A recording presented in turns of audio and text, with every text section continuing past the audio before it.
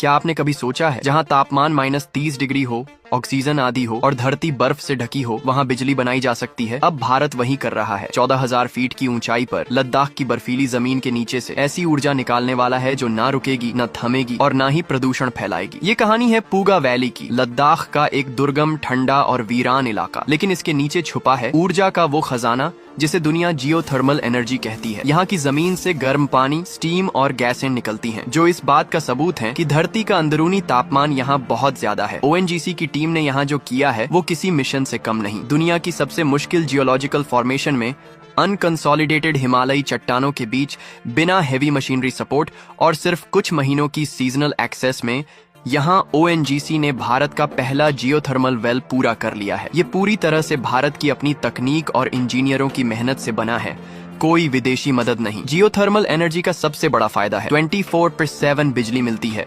Weather से प्रभावित नहीं, न धुआं, न कार्बन और लगभग मेंटेनेंस फ्री।